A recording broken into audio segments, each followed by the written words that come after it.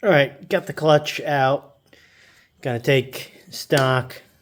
Hub was adjusted correctly to 1 inch and a 32nd away from the bottom lip to the face.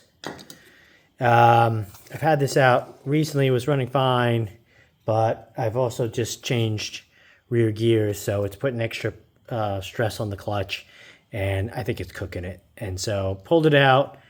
Last time I soaked this thing in, cleaned it up, soaked it in gasoline, and then resurfaced it. This first plate, you can sort of get a better sense. Let me see if I can get some color.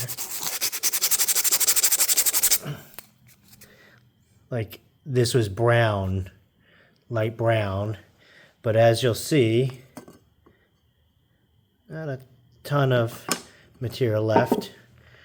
A lot of these are like dark gray, silvery, just, I guess cooking these steels.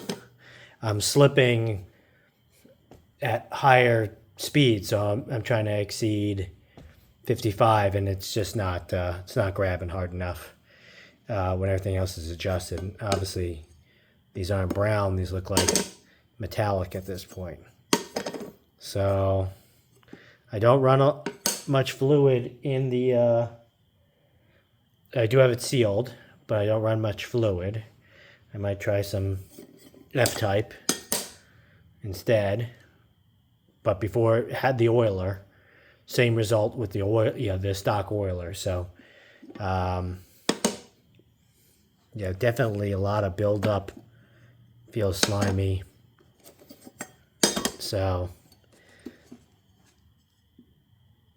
and most of these don't have a lot of plate left. So I'm going to get something else. I don't know if this is the original or a replacement. Again, we're only 15,000 miles into this. But again, depending on how many miles or shovel miles, sidecar miles, that puts a lot of pressure. So what do you think, and what should be my replacement?